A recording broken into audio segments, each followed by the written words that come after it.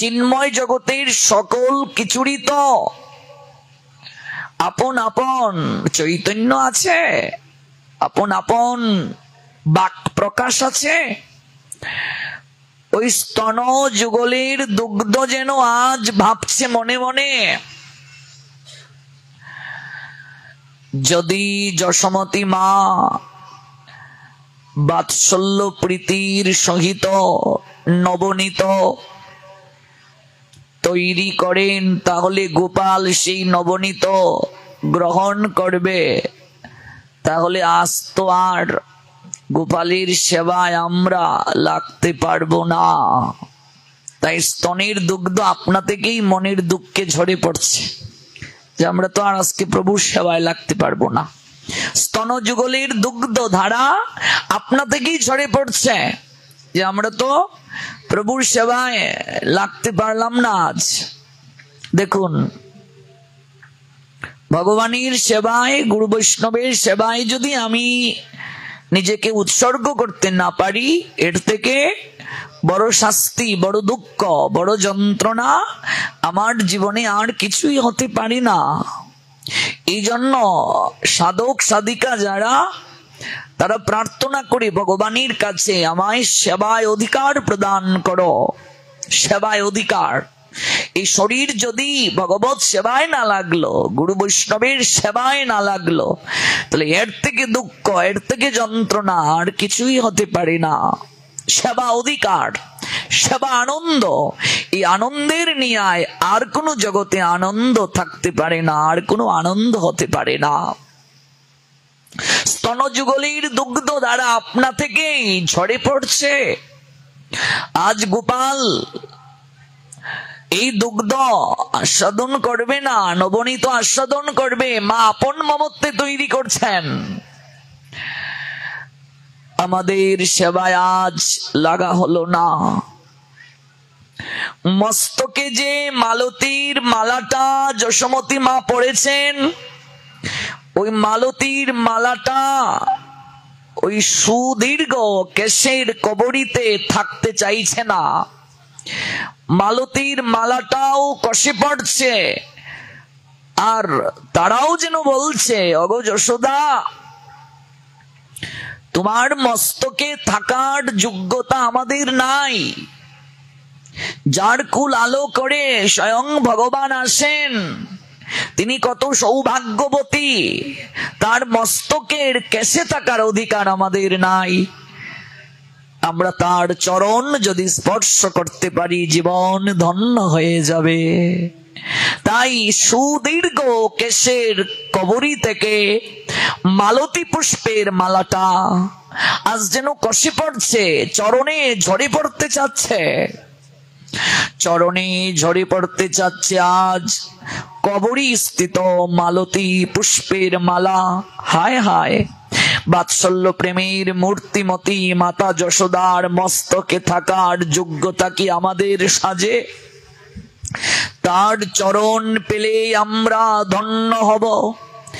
এই জগতে কানন কান্তারে কত পুষ্প প্রস্ফুটিত হয়, সব পুষ্প কি আর গোবিন্দের চরণে অর্পিত হয়? সব পুষ্প কি আর গোবিন্দের নৈকট্যের জন যারা ভক্ত বৈষ্ণব, তাদের চরণে অর্পিত হয়? যে পুষ্প গুরু বৈষ্ণব ভগবানের চরণে অর্পিত হয়, তার পুষ্প হয়ে জন্ম নেওয়া সার্থক হয়ে যায়। যে পুষ্পের মালা গৌর গোবিন্দের গলে শোভা পায়, যে প্রসাদী মালাটা গুরু বৈষ্ণবের গলে শোভা পায়, তার পুষ্প হয়ে জন্ম নেওয়া ধন্য হয়ে যায়, সার্থক হয়ে যায়। কাজেই ওই মালতী পুষ্পের মালার তারও যেন এরকম অনুভব হচ্ছে, মস্তকে থাকার উদ্যত্ত কি আমাদের সাজে? তার চরণ পেলে আমরা ধন্য হব। চিন্ময় জগতে সবকিছুরই স্বতন্ত্র ব্যক্তি সম্পন্ন ভাব আছে, তাই সব কিছুর পৃথক পৃথক অভিব্যক্তি রয়েছে। আর এদিকে কঙ্কনের ঝনঝন শব্দ হচ্ছে, দধি মন্থনের ঘর ঘর শব্দ, করতাল ও মৃদঙ্গ যেন বাদ্যরূপে মায়ের মুখের কৃষ্ণ লীলা গানে সহায়তা করছে। এ কারণেই আমরাও ভগবানের বিভিন্ন সেবা করে আনন্দ লাভ করি। কেননা ইন্দ্রিয়ের দ্বারা ইন্দ্রিয়াধিপতির সেবা করলে ইন্দ্রিয়ের প্রকৃত তৃপ্তি লাভ করা যায়। কঙ্কনগুলো অন্য সময় থেকে বেশি করে ঝনঝন শব্দ করছে। ওই মা যখন গান গাইছেন তখন কঙ্কন একটা আরেকটার সঙ্গে দধি মন্থন কালে যুক্ত হয়ে ঝনঝন শব্দ করছে। মা গান গাইছেন, কোন মৃদঙ্গ কোন করতাল তো আর কেউ বাজাচ্ছে না। ওই কঙ্কন গুলো একটা আরেকটার সঙ্গে ঝনঝন শব্দ করে মায়ের গানের শোভাকে বর্ধন করছে। দেখুন আচার্যগণের কি বিশেষণ, কি অনুভূতি। যতদিন পর্যন্ত অনুভূতি না থাকবে, হরিকথা আমি শ্রবণ করছি অনুভব নাই, লীলা শ্রবণ করছি অনুভব নাই, তাহলে কখনো পরিবর্তন হবে না। চরণের নূপুর, এই নূপুর মনে মনে ভাবছে আমি কেন রুনুজুনু বাজবো না, আমিও আমার প্রভুর প্রীতি বর্ধন করতে চাই। নূপুর রুনুজুনু বাজছে আর কঙ্কন একটা আরেকটার সঙ্গে ধ্বনি করছে। হাত ভরা কঙ্কন পড়েছেন যশোমতী মা, কখনো কেবল একটা শঙ্খ পড়তে নাই। মায়েরা মনে রাখবে, কঙ্কনের সঙ্গে শঙ্খ থাকবে, কেবল একটা শঙ্খ পড়তে নাই। একটা শঙ্খ পড়তে নাই কেন? তার সঙ্গে চুড়ি থাকবে, চুড়ি ব্যতীত কেবল শঙ্খ পড়তে নাই।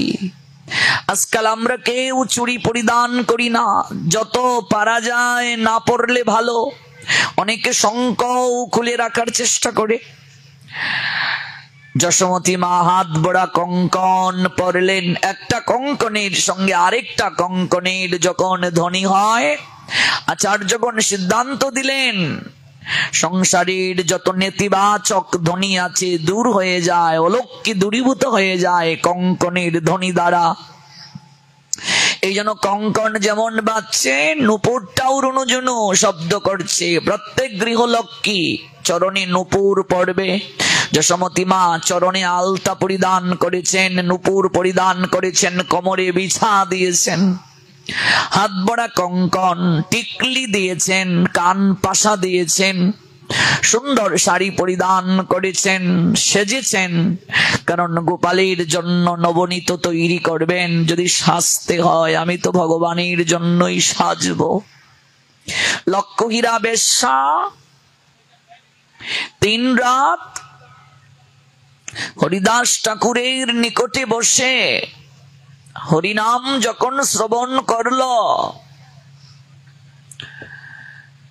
ব্রাহ্ম মুহূর্তে স্নান করতে চলে গেলেন হরিদাস ঠাকুর। লক্ষ্মীরা তো বসে রইল, একটাই তার হৃদয় মাঝে ইচ্ছা, কবে ওই সাধুর নাম সংখ্যা পূর্ণ হবে আর সে তার সঙ্গে দেহ ক্রীড়া সম্পাদন করবে, ওকে ধ্যানচ্যুত করবে, চরিত্র হনন করবে, আর রামচন্দ্র খা জমিদারের নিকট থেকে সে উপহার প্রাপ্ত হবে। হরিদাস ঠাকুর তাকে 3 রাত বসিয়ে রেখেছিলেন। ওই বসে বসে সে হরিদাস ঠাকুরের শ্রীমুখ থেকে হরিনাম শ্রবণ করল। 3 রাত হরিনাম শ্রবণের পর যখন হরিদাস ঠাকুর স্নান আদি সেরে তুলসী পরিক্রমা করে নিত্যকৃত্য সম্পাদন করে নৈকট্যে এসে বলছেন, মা তোমায় বসিয়ে রেখেছি, বলো তুমি আমার কাছে কি চাও, আমার অপরাধ তুমি ক্ষমা করো। আমার নাম সংখ্যা পূর্ণ না হলে আমি যে কারোর সঙ্গে কথা বলি না, তোমার ইচ্ছে আমি পূরণ করব, বলো তুমি কি চাও। দেখুন এখানে একটা চমৎকার শিক্ষা।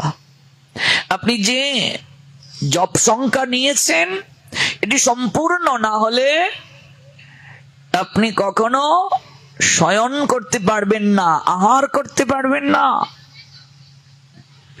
আমরা দেখতে পাই হরিদাস ঠাকুরের জন্য নীলাচলে গোবিন্দ দাস প্রসাদ নিয়ে আসতেন প্রতিদিন। মহাপ্রভু তাকে আদেশ করেছিলেন আমার হরিদাসের জন্য প্রসাদ নিয়ে যাবে। একদিন গোবিন্দ মহাপ্রসাদ লইয়া হরিদাসকে দিতে গেল আনন্দিত হইয়া। হরিদাস করিয়াছে শয়ন, মন্দ মন্দ করিতেছে শঙ্কা সংকীর্তন। গোবিন্দ প্রণাম দিয়ে বলছেন, হরিদাস উঠে আসো, প্রসাদ গ্রহণ করবে। হরিদাস বলছেন, সংখ্যা নাম পূরণ না হয় কেমনে খাইব? আমার তো নাম সংখ্যা পূর্ণ হয় নাই, তো আমি প্রসাদ কি করে গ্রহণ করব? তার মানে শাস্ত্র সিদ্ধান্ত দিলেন নির্ধারিত সংখ্যক হরিনাম শেষ করেই আমাদের আহার করতে হয়। আমরা ঘুম থেকে উঠে অনেকে পেটায় নম, আগে পেটের পূজা নিয়ে ব্যস্ত। আবার কারো কারো ব্যাটটি না দিলে বিছানা থেকে উঠা হয় না। আবার কিছু বদভ্যাস আছে অনেকের, বিড়ি সিগারেট অর্থাৎ সুকটান না দিলে তার বাথরুম টয়লেটে গিয়ে মলমূত্র ক্লিয়ার হয় না। কিছু কুঅভ্যাস রয়েছে, বদভ্যাস রয়েছে, যেগুলো কখনো বিজ্ঞান সমর্থন করে না। তাহলে ঘুম থেকে উঠেই চা নিয়ে আসো আমার জন্য। বিছানায় বসে বসে যারা আহার গ্রহণ করে ওরা লক্ষ্মী হারা হয়, লক্ষ্মী হারা। দারিদ্রতা লেগে থাকে ওদের। ভাঙ্গা দর্পণে যেমন মুখ দর্শন উচিত নয়, এটি অমঙ্গলের প্রতীক, তেমনি বিছানায় বসে সনাতন শাস্ত্র বলছে আহার করা নিষিদ্ধ। এগুলো ম্লেচ্ছদের কার্য। ম্লেচ্ছ মানে আচরণহীন। আচরণহীন যারা, ওরা শুয়ে শুয়ে আহার গ্রহণ করে, হেঁটে হেঁটে আহার গ্রহণ করে। আজকাল দেখবে অধিকাংশ মায়েরা বাচ্চাদেরকে খাওয়াতে গিয়ে দৌড়ান, বাবা খাও, সোনা খাও, এই নাও, এটা বগলার ডিম খাও, এটা কুকিলের ডিম, এটা খাও, এটা হাঁসের ডিম, এটা খাও, এরকম বলছে। আর এক ছাদ থেকে আরেক ছাদে দৌড়াচ্ছে। আর যদি না খেতে চায় তাহলে বিছানায় শুয়ে ঘের ঘের ঘের ঘের করে মুখের ভিতর ঢুকিয়ে দিচ্ছে।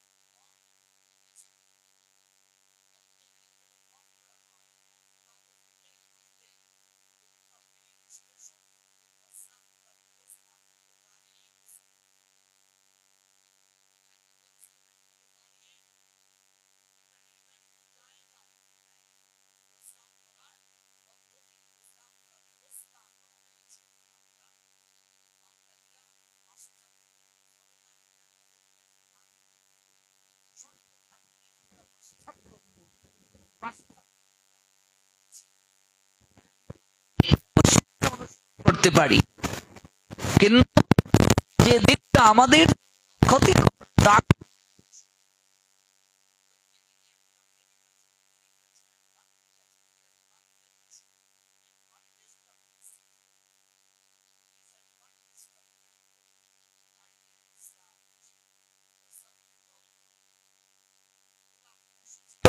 ন।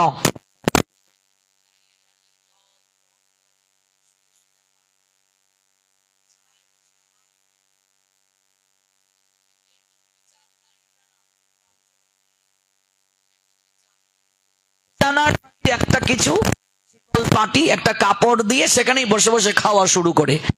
অসুর প্রকৃতি সম্পন্ন লোকরা এরকম করে, যাদের এটুর বিচার নাই, যাদের আচরণ নাই, সদাচার নাই। সনাতন শাস্ত্র বলছে মল ত্যাগ করলে আপনাকে স্নান করতে হবে, স্নান না করলে আপনি অশুচি বলে গণ্য, আপনি কোনো কার্য করতে পারবেন না।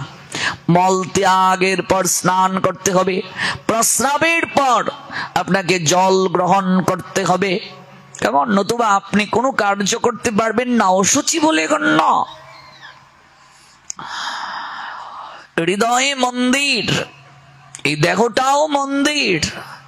দেহ যদি পবিত্র না থাকে আপনি কেমন করে ভজন করবেন, ঈশ্বরকে জাগ্রত করবেন? সনাতনীরা বিশ্বাস করে প্রত্যেকের হৃদয়ে ঈশ্বর অবস্থান করেন। এই জন্য আমরা হাত জোর করে প্রত্যেক জীবকে আমরা সম্মান করি, আমরা বিশ্বাস করি প্রত্যেকের হৃদয়ে ঈশ্বরের অস্তিত্ব আছে। এই যে হাত জোর করা, এটা কোনো মানুষকে হাত জোর করে অবনত হওয়া নয়। কিছু মূর্খরা মানুষকে ওরা প্রণাম দেয়, মানুষকে হাত জোর করে না। এই হাত জোর মানে স্রষ্টার প্রতি সমর্পণ। আমরা বিশ্বাস করি প্রত্যেকের হৃদয়ে স্রষ্টার অস্তিত্ব আছে, আত্মারূপে ভগবান অবস্থান করছেন প্রত্যেকের হৃদয়ে। আছো অনল অনিলে চিরনভু নীলে ভূদর সলিল গহনে, আছো বিটপি লতায় জলদের গায়ে শশী তারকায় তপনে। প্রত্যেকের মাঝে আমরা স্রষ্টার অস্তিত্বকে অনুভব করি। এজন্য আমরা নমস্কার দেই সবাইকে। আমাদের সংস্কৃতি এক হাতে নয়, দু হাতে। এই 5টা অঙ্গুলির সঙ্গে 5টা অঙ্গুলি এরকম স্পর্শ করতে হবে, এটাকে বলে কৃতাঞ্জলি পুট। কোনো ব্যক্তি সত্তাকে আমরা প্রণাম দেই না, কোনো ব্যক্তিকে সেজদা দেই না, আমরা প্রণাম দেই না। তার ভেতরে যে ঈশ্বরের অস্তিত্ব রয়েছে, আত্মারূপে ভগবানের বাস রয়েছে, তার প্রতি আমরা সম্মান প্রদর্শন করি। তাই নমস্কার শব্দের অর্থ হলো পরমাত্মার প্রতি আত্মনিবেদন। এটি হলো মুখ্য কথা। তাহলে যদি ভগবান এখানে অবস্থান করেন, এটা যদি অপবিত্র থাকে, অপবিত্র দেহ দ্বারা, অপবিত্র হৃদয় দ্বারা ঈশ্বর আরাধনা করা যায় না, প্রশ্ন ওঠে না। সর্বপ্রথম সাধনার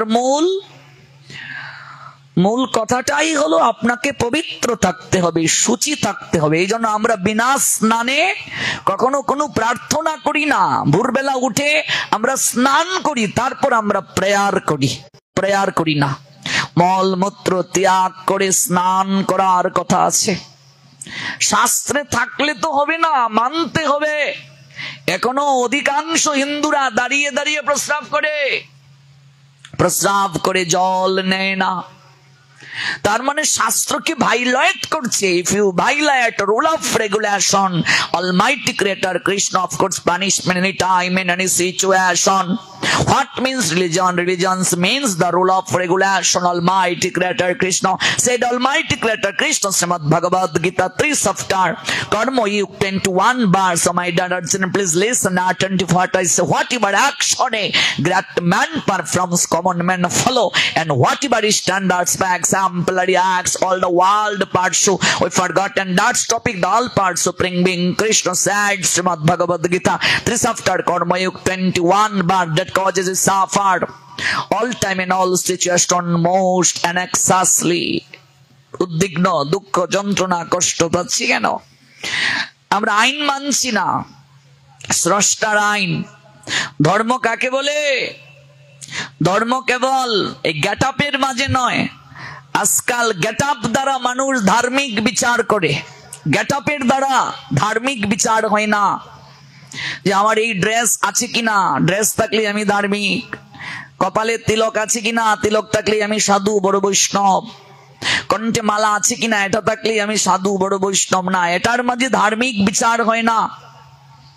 ধার্মিক বিচার কিসের দ্বারা হয়? ধার্মিক বিচার হয় সে কতটা স্রষ্টার আইনকে আমল করছে, যে প্রকৃত ধার্মিক সে সর্বভূতে ঈশ্বরের অস্তিত্বকে অনুভব করবে।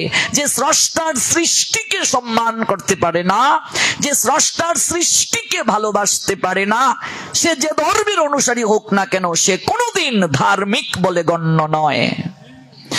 যে স্রষ্টার সৃষ্টিকেই ভালোবাসতে পারে না, যে স্রষ্টার সৃষ্টির প্রতি সম্মান প্রদর্শন করতে পারে না, যার মাঝে নৈতিকতা নাই, মানবতা নাই, মহানুভবতা নাই, অন্যের দুঃখ যন্ত্রণায় হৃদয় কম্পিত হয় না, সে কখনো ধার্মিক বলে গণ্য নয়।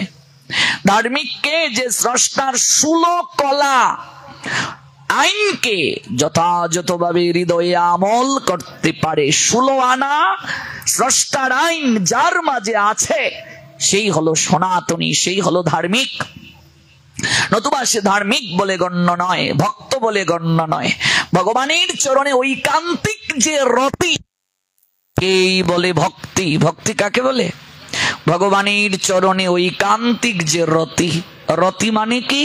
যে প্রীতির মাঝে কোনো হেতু নাই, যে প্রীতির মাঝে কোনো কামনা নাই, যে প্রীতির মাঝে কোনো চাওয়া নাই, যে প্রীতির মাঝে কোনো আকাঙ্ক্ষা নাই, কেবল তাকে ভালোবাসতে হয় বলেই ভালোবাসি, কেবল তার আইন মানতে হয় বলেই মানি, তার গোলামি তার বন্দেগিরি করার জন্য আমি বান্ধা তার। আমি এসেছি জগতে, এটা আমার দায়িত্ব, এটা আমার কর্তব্য, এই ভাবনাটা যার মাঝে আছে।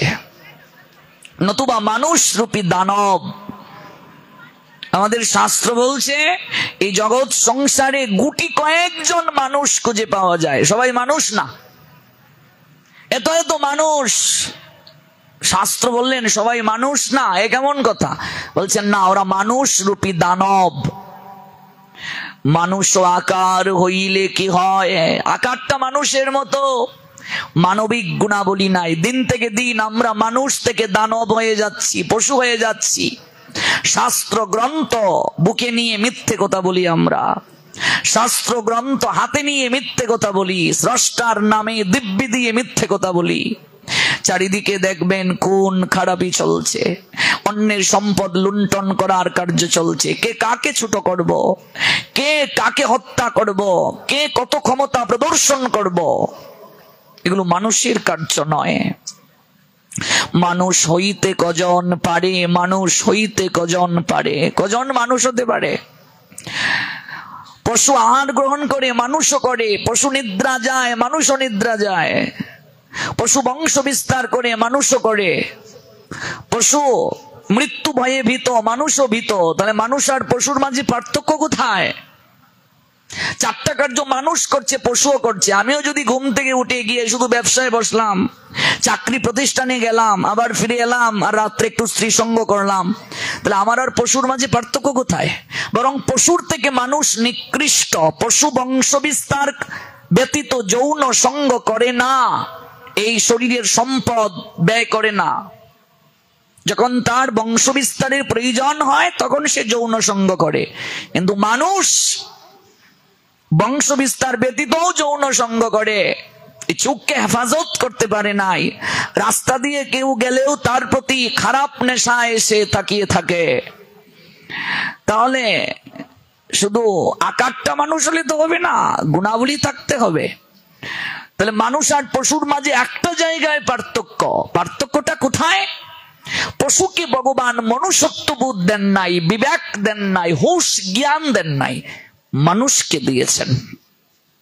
ওই হুঁশ জ্ঞানটাকে কাজে লাগিয়ে সে চলবে, বিবেকটাকে কাজে লাগিয়ে সে চলবে, মনুষ্যত্ব বোধটাকে কাজে লাগিয়ে সে চলবে।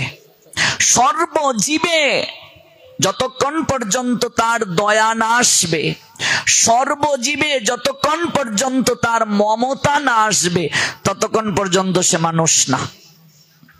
আমরা সনাতনীরা কোনো গণ্ডির মাঝে নিজেদেরকে আমরা সীমাবদ্ধ রাখি না।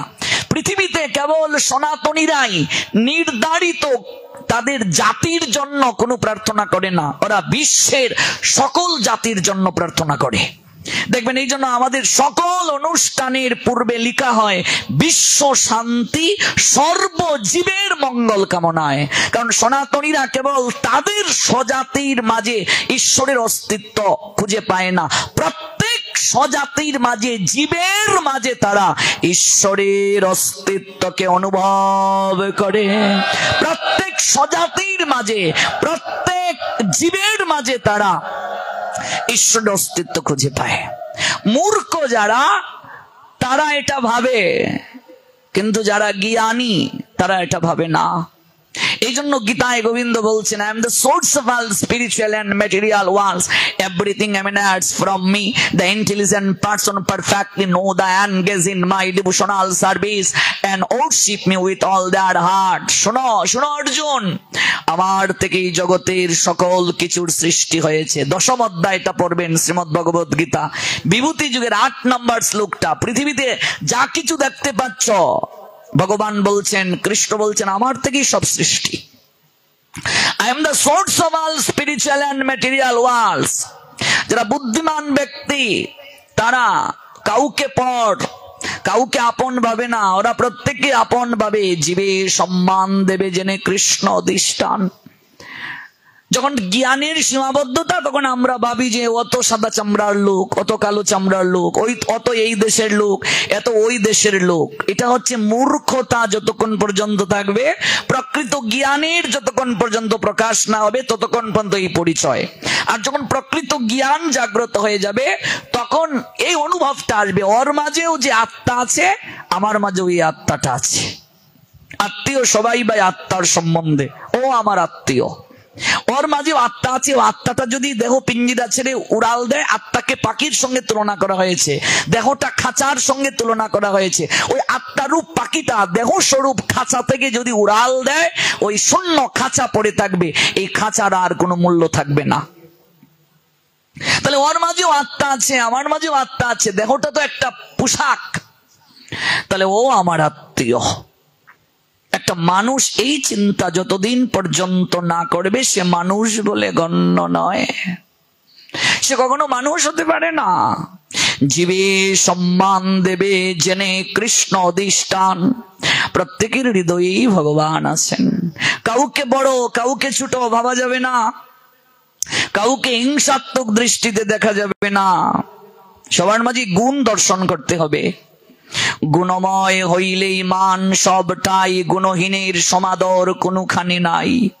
শাড়ি আর সুখ পাখি অনেকেই রাখে, যত্ন করে কোথাও কি কাক পুষে রাখে? এই জন্য গুণটাকে দেখতে হবে, গুণটাই হচ্ছে মুখ্য। আর কে সাদা বর্ণের, কে কালো বর্ণের, কে উঁচু কে নিচু, এই ভেদাভেদ আমার শাস্ত্র করে নাই। প্রত্যেকের মাঝে আত্মদর্শনের শিক্ষা দিয়েছে। জগৎ জুড়িয়া এক জাতি আছে, সে জাতির নাম মানুষ জাতি। এক পৃথিবীর স্তন্যে লালিত একই রবি, শশী মোদের সাথী। পৃথিবীতে রবি একটাই না, আলাদা আছে। এই রবির কিরণ সবাই পাচ্ছে, এই শশীর কিরণ সবাই পাচ্ছে। শীতাতপ ক্ষুধা তৃষ্ণার জ্বালা সবাই আমরা সমান বুঝি। কচি কাঁচা গুলি ডাটু করে তুলি, বাঁচিবার তরে সমান জুজি। দুসর খুঁজিও বাসর বাদিগো জলে ডুবি, বাঁচি পাইলে ডাঙ্গা।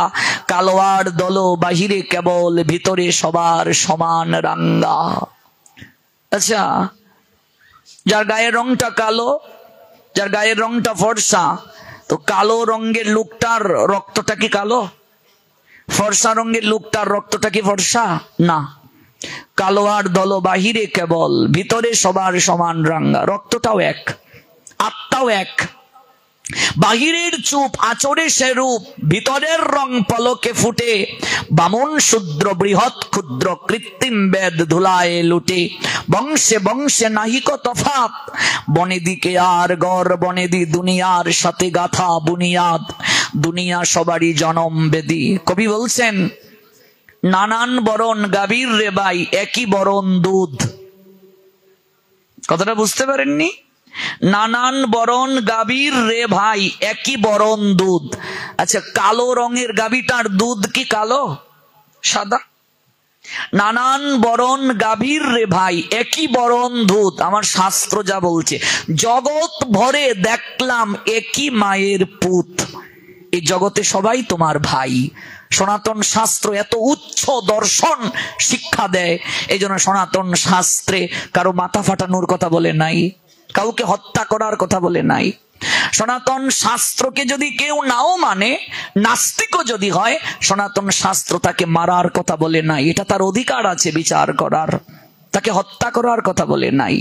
জগৎ ভরে দেখলাম একই মায়ের পুত, স্বাধীনতা দিয়েছে সনাতন শাস্ত্র।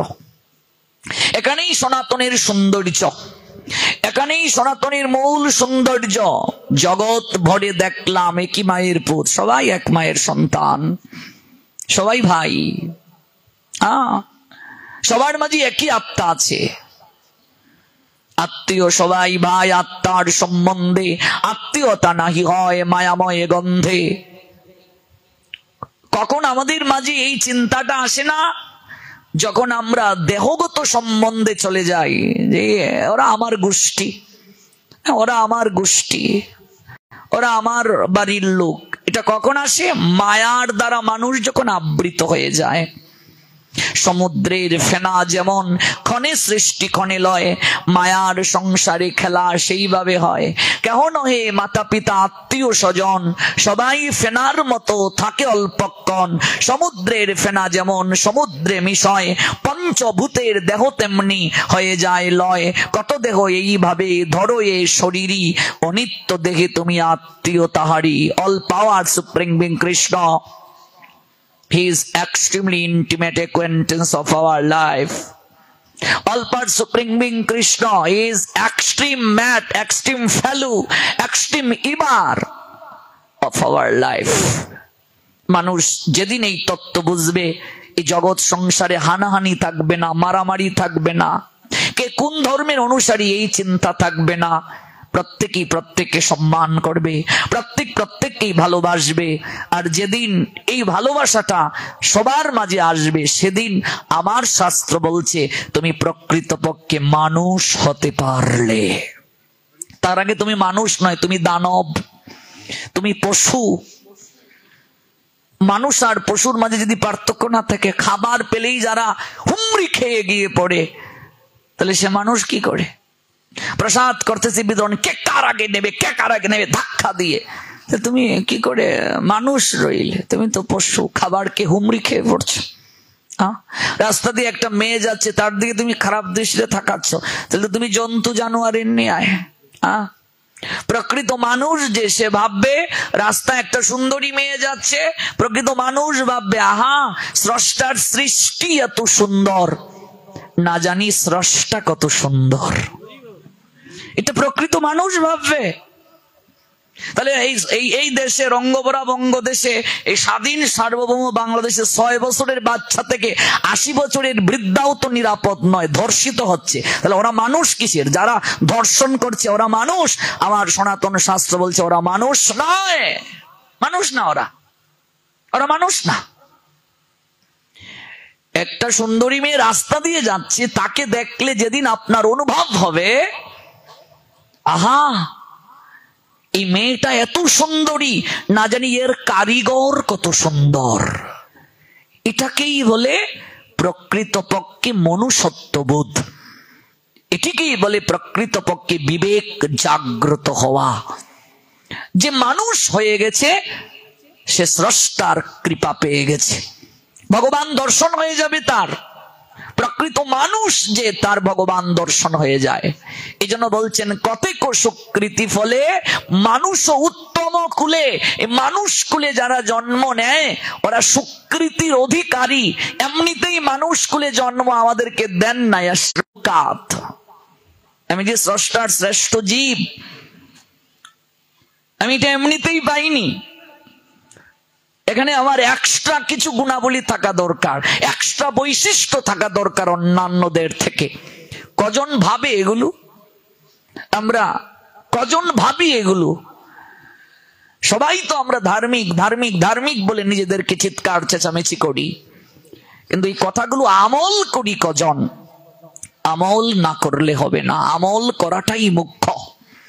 যতদিন পর্যন্ত আমল কিংবা আচরণ না করব ততদিন যাবৎ ওই কথার দ্বারা জীবের কল্যাণ হবে না।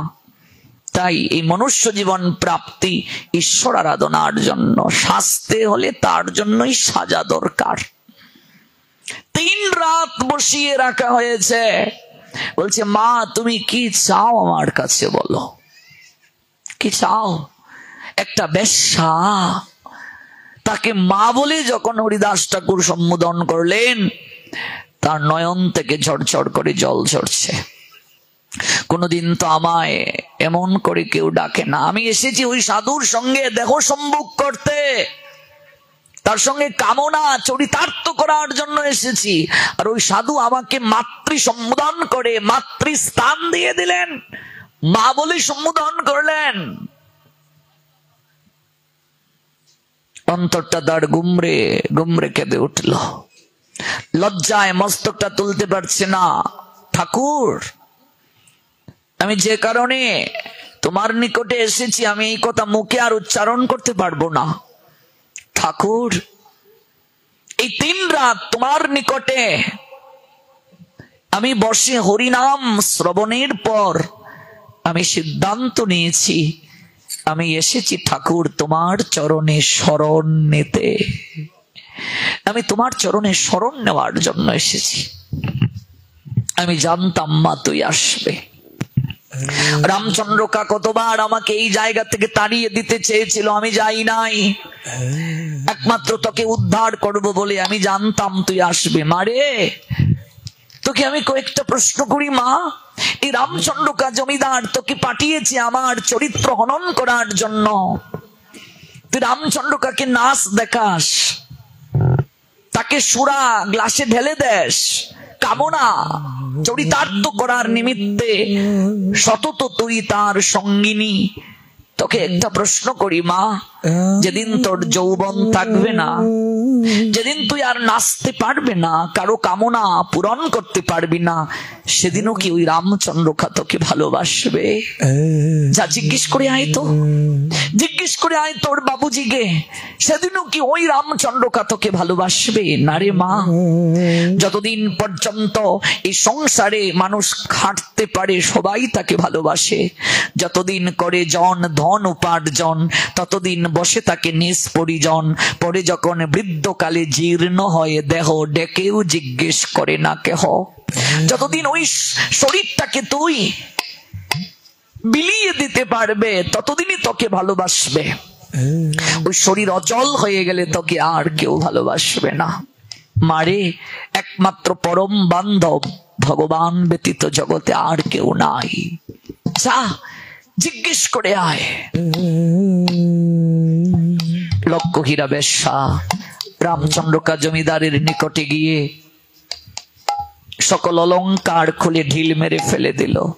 বস্ত্র আদি অলংকার সারা জীবন উপহার পেয়েছিল, যা রামচন্দ্রকা জমিদারকে ফিরিয়ে দিয়ে কাঁদতে কাঁদতে বলছে, বাবু সারা জীবন আপনি আমায় যা দিয়েছেন, আমি সকল কিছুই আপনাকে ফিরিয়ে দিচ্ছি। কিরে, অলংকার খুলে ফেললি কেন? সব ফিরিয়ে দিলি কেন? তোকে পাঠিয়েছিলাম ওই সাধুর চরিত্র হনন করার জন্য, তুইও বুঝি তার দলে চলে গেলে? লক্ষ্মীরা বেশ্যা করজুড়ে বলেছিল, বাবু ওই সাধু সাধারণ কেহ নয়। আপনিও যদি একবার তার নৈকট্যে যান, আপনিও সকল কিছু ভুলে যাবেন। বাবু, আজ আমি নাচতে পারি বলে আপনি আমায় ভালোবাসেন, আদর করেন, সারা শরীর অলংকার দ্বারা সাজিয়ে দেন, দামি শাড়ি দেন। আমি যেদিন আপনার কামনা পূরণ করতে পারবো না, নাচতে পারবো না, সেদিনও কি আপনি আমায় ভালোবাসবেন? বাবু, আপনি আমায় যেভাবে চালিয়েছেন আমি সেভাবে চলেছি, যেভাবে নাচিয়েছেন আমি সেভাবে নেচেছি। জীবনে আমি আপনার বিরুদ্ধ আচরণ করিনি। আপনি আমায় সারা জীবন যা দিয়েছেন আমি সব ফিরিয়ে দিয়েছি আপনায়। আচল পেতে আপনার কাছে আমি আজ একটা ভিক্ষা চাইবো বাবু, আপনি আমায় দেবেন? বাবু, এই অলংকার শাড়ি যে উপহার পেলাম, তা আপনার চরণে নিবেদন করে তার বিনিময়ে আমি আপনার নিকট ভিক্ষা চাইছি। আপনি বাকিটা জীবন আমায় মুক্তি দিয়ে দেন বাবু। এই চার দেয়ালের মাঝে আমার শ্বাস প্রশ্বাস বন্ধ হয়ে আসছে, আমি বাকিটা জীবন ভক্তির গগনে মুক্ত বিহঙ্গের মতো হরিবল বলে উঠতে চাই বাবু। আমি উঠতে চাই, আপনি আমায় মুক্তি দান করুন। আমি আর নাচবো না বাবু। শুধু যাওয়ার আগে ওই নূপুর সঙ্গে নিয়ে যাচ্ছি। আমি এই চরণে নূপুর পরে নূপুরের রুনুঝুনু শব্দে আপনাকে মোহিত করেছি বাবু। আমি আমার জীবনে আমি আরেকবার সাজবো। যদি কোনোদিন আমি আমার শ্যাম সুন্দর গোবিন্দকে দর্শন করতে পারি, আমি আবার কোনোদিন চরণে নূপুর পড়ব। ওই নূপুরের রুনু জুনু আমার শ্যাম সুন্দর গোবিন্দকে শ্রবণ করানোর জন্য। আমার এই রূপ যৌবন আমি এতদিন যেখানে দেয়া প্রয়োজন সেখানে না দিয়ে আমি ভুল জায়গায় অর্পণ করেছি। যে দেহ প্রাপ্ত গোবিন্দ সেবার জন্য ওই দেহটা আমি অন্যকে বিলিয়ে দিয়ে লুটে পুটে খাওয়ার জন্য আমি সমর্পণ করে দিয়েছি বাবু। আমি বেশ্যা, তাই আমি আবার একদিন সাজবো। ওই সাজটা হবে গোবিন্দের জন্য। যদি সাজতে হয় গোবিন্দের জন্যই সাজো। চলে এলেন বেশ্যা জনমের তরে, হরিদাস ঠাকুরের চরণে এসে লুটিয়ে পড়েছিলেন। প্রসঙ্গটা কি ছিল? যশোমতী মা সাজলেন সুন্দর করে। কার জন্য? গোবিন্দের জন্য। যদি সাজতে হয় গোবিন্দের জন্য সাজো। ঠাকুর আমি সব ছেড়ে চলে এসেছি, তাকিয়ে দেখুন আমার গায়ে একটা অলংকারও নেই। আমি সারা জীবনের তরে আমি বেশ্যাবৃত্তি ছেড়ে চলে এসেছি। ঠাকুর আপনি আমায় নাম দিন, আমায় পবিত্র করুন। আমি যে বেশ্যা, আমার কি গতি হবে ঠাকুর? এই নে জপমালা, এই নে বসে বসে লক্ষ নাম করবি। এই নে জপমালা, কণ্ঠে তুলসীর মালা ধারণ কর, জপমালায় হরি নাম কর। তুলসী পত্র গোবিন্দ চরণে অর্পণ কর, প্রসাদী তুলসী পত্র গ্রহণ কর। আমি যে বেশ্যা ঠাকুর, আমি যে বেশ্যা। ওরে এই কৃষ্ণ নাম বেশ্যাকেও বৈষ্ণবী বানিয়ে দিতে পারে। এই যে জপমালা একমাত্র কলিযুগের উদ্ধারের পন্থা। আপনি দুমালাই শুরু করুন, যাদের নেই আমাদের কাছ থেকে নিয়ে যাবেন, আমি শোধন করে দিয়ে যাব। এক মালা হরি নাম করতে ঊর্ধ্বে 7 মিনিট সময় লাগে, দুমালা ঊর্ধ্বে 15 মিনিট। আপনি 24 ঘন্টার মাঝে 15 মিনিট সময়ও যদি গোবিন্দকে না দেন, শেষের দিনে আপনাকে দেখার কি গোবিন্দর সময় থাকবে? যারা বলে এখনো সময় না, একটু বয়স হোক তারপর জপমালা নেব, জীবনে কোনোদিন তাদের আর নেওয়া হবে না। এই দামোদর মাসে যদি আপনি জপমালা শুরু করেন, অধিক থেকে অধিকতর কৃপা পাবেন। যাদের জপমালা নেই, আমাদের কাছে বেশি নেই, হয়তো 10-15টা আছে, কৃপা করে এই জপমালাটা পাঠ অন্তে গ্রহণ করুন। আমি শোধন করে দিয়ে যাব, এই সুযোগটা হয়তো সবার কাছ থেকে পাবেন না। আর নিত্যকর্মের যে শীটটা আমরা পাকুল্লাতে এসেছিলাম, যারা পান নাই, 20টা শীট কেবল আছে, শীটটা নিয়ে নেবেন। ঘুম থেকে উঠার পর রাত্রে ঘুমানোর পূর্ব পর্যন্ত আপনার কর্তব্য কি, কি করে আপনি সেবা করবেন, সকল কিছু এই শীটটার মাঝে পাবেন। পাঠ অন্তে আপনারা গ্রহণ করতে পারেন। এই নে জপমালা, মা বসে বসে হরিনাম করবি। লক্ষ হীরাকে জপমালা দিয়ে দিলেন, তাকে ভজনের পন্থা দিয়ে হরিদাস চলে গেলেন। যাওয়ার আগে বলে গেলেন, মারে এই বেনাপুলের জঙ্গল একদিন তীর্থ হবে, বসে বসে লক্ষ নাম কর। এই নাম বেশ্যা থেকে, কৃষ্ণ নাম তোকে বেশ্যা থেকে একদিন বৈষ্ণবী বানিয়ে দেবে। লক্ষ লক্ষ লোক আসবে এই বেনাপুলের জঙ্গলে তোর চরণ ধুলা নেয়ার জন্য, তোর মতো বেশ্যাকে দর্শনের জন্য লক্ষ লক্ষ লোক আসবে। তীর্থ হবে এই বেনাপুলের জঙ্গল। বর্তমানে এই লীলাটা যেখানে হয়েছিল 500 বছর আগে, বর্তমানে এই স্থানটা হলো বাংলাদেশের যশোর জেলা, শার্শা উপজেলা, বেনাপুল পাটবাড়ি। এখনো গেলে দেখবেন ওই বৃক্ষটা আছে 500 বছর আগের বৃক্ষ, যে বৃক্ষের নিচে বসে হরিনাম করেছিলেন আর রাতের আধারে বেশ্যা এসেছিল সেই সাধুর চরিত্রকে হনন করার জন্য। আজ সেই জায়গায় ওই বেশ্যা বৈষ্ণবী রূপে পূজিত হচ্ছে, দেবী রূপে পূজিত হচ্ছে। মানুষ দেবতা হয়ে যায়। কবি কাজী নজরুল বলছেন, মানুষ দেবতা রূপে পূজিত হয়। মানুষের মাঝে যখন দৈবী গুণ এসে যায়, তখন সে আর মানুষ থাকে না, দেবতা হয়ে যায়। সে দেবতা রূপে মানুষ পূজিত হয়। মানুষের মাঝে ওই গুণগুলো যখন আসে, একটিবারও কি নিবৃতে ভেবেছি আমি কি সত্যিকার অর্থে মানুষ হতে পেরেছি? একটিবারও কি কখনো ঘুমিয়ে ঘুমিয়ে ভেবেছি মানুষের যতগুলো গুণাবলী অর্জন করা দরকার, কয়টা গুণাবলী আমি অর্জন করছি? আমি সারাদিনে কয়টা মিথ্যে কথা বলি, কয়জনের ক্ষতি করার জন্য চিন্তা করি, অসৎ আচরণ করি। একটা মানুষ তো কখনো এগুলো করবে না। একটা প্রকৃত মানুষ তো কারো ক্ষতি সাধন করতে পারে না। একটা প্রকৃত মানুষ জেনে কোনো জীবকে আঘাত করবে না, স্রষ্টার কোনো জীবকে আঘাত করবে না, সে মানুষ হতে পারে না। একমাত্র এই জন্মেই আমরা এই মানবিক গুণাবলী অর্জন করতে পারি। এই জন্মেই কেবল আমরা দেবত্বের শক্তি অর্জন করতে পারি। এজন্য আমাদের শাস্ত্রে একটা কথা আছে, মানুষ উপরে উঠে সাধনায়। এই জায়গা থেকে এই জায়গায় উঠতে অনেক সাধনা প্রয়োজন। মানুষ উপরে উঠে সাধনায়, ভগবান নেমে আসেন করুণায়।